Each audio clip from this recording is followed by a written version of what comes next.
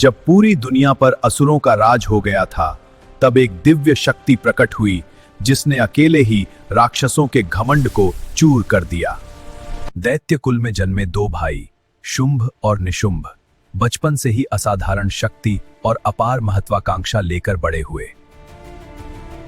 राज पाने की इच्छा में दोनों भाइयों ने कठोर तपस्या शुरू की। उनका लक्ष्य था अजय और अमर बनना। उनकी तपस्या से प्रसन्न होकर ब्रह्मा जी प्रकट हुए और उन्हें वरदान मांगने का अवसर दिया।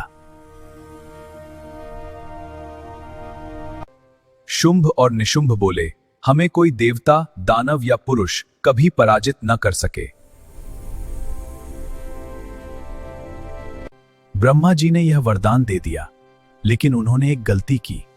उन्होंने स्त्री शक्ति को नजरअंदाज कर दिया। वरदान मिलते ही दोनों भाई अत्याचारी बन गए और उन्होंने स्वर्ग लोक पर आक्रमण कर दिया। देवताओं के राजा इंद्र को हराकर उन्होंने स्वर्ग पर कब्जा कर लिया और देवताओं को भगा दिया। देवताओं के राजा इंद्र को हराकर उन्होंने स्वर्ग पर कब्जा कर लिया और देवताओं को भगा दिया। हार चुके देवता भयभीत होकर इधर उधर भटकने लगे। उन्हें कहीं भी शांति नहीं मिल रही थी। आखिरकार सभी देवताओं ने एकजुट होकर देवी शक्ति को पुकारा और उनसे रक्षा की प्रार्थना की। देवताओं की पुकार सुनकर एक दिव्य प्रकाश से देवी दुर्गा प्रकट हुई, जिनकी शक्ति अपार थी। सिंह पर सवार देवी दुर्गा का तेज इतना प्रबल था कि उनके सामने अंधकार भी कांप उठा। शुंभ ने देवी की सुंदरता के बारे में सुना और उन्हें अपने महल में लाने के लिए दूत भेजा।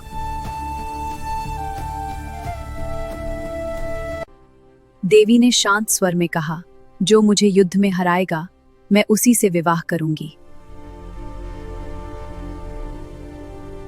यह सुनकर शुंभ क्रोधित हो गया और उसने देवी को बलपूर्वक लाने का आदेश दिया। देवी को बल दो!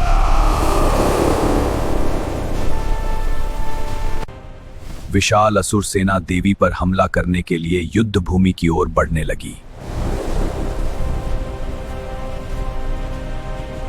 देवी दुर्गा ने अपने अस्त्र शस्त्र उठाए और युद्ध के लिए तैयार हो गई।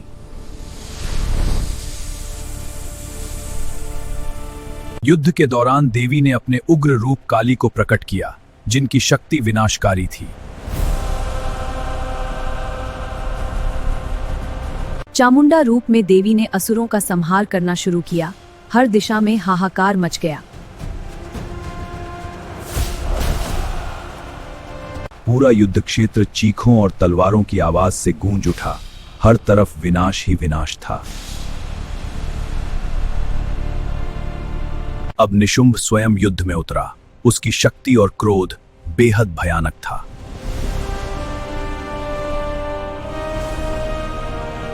देवी और निशुंभ के बीच भीषण युद्ध हुआ, जहां हर प्रहार से धरती कांप उठती थी।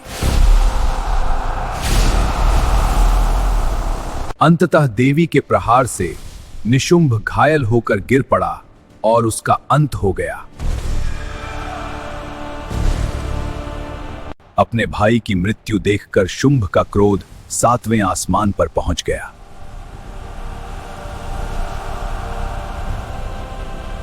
शुंभ ने देवी को चुनौती दी और कहा, तुम कई शक्तियों के सहारे लड़ रही हो।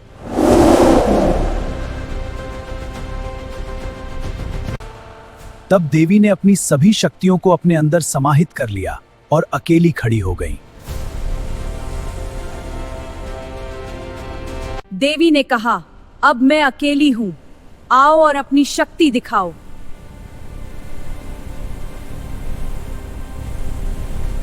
इसके बाद शुरू हुआ अंतिम और सबसे भयानक युद्ध, जहां जीत या हार का फैसला होना था। दोनों के अस्त्र शस्त्र टकरा रहे थे और हर वार में अपार शक्ति दिखाई दे रही थी। युद्ध धरती से आकाश तक पहुंच गया, जहां दोनों अपनी पूरी ताकत से लड़ रहे थे।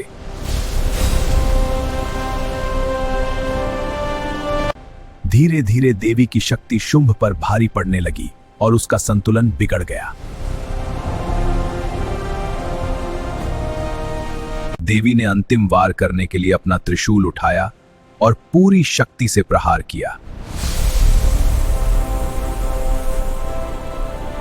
इस प्रहार से शुंभ जमीन पर गिर पड़ा और उसका अंत निश्चित हो गया।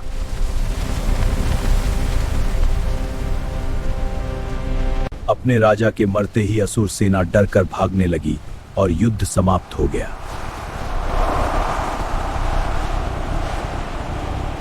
देवता वापस अपने लोक में लौटे और देवी की विजय का स्वागत करने लगे।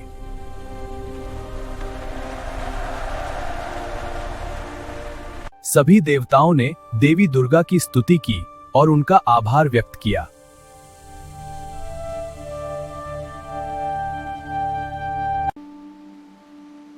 तीनों लोकों में फिर से शांति स्थापित हो गई और धर्म की विजय हुई। देवी ने सभी को आशीर्वाद दिया और हमेशा धर्म की रक्षा का वचन दिया।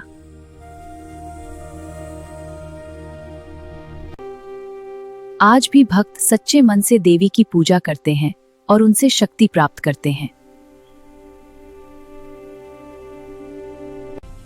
अगर आपको मां दुर्गा की यह अद्भुत कहानी पसंद आई हो तो वीडियो को लाइक करें और चैनल को सब्सक्राइब जरूर करें।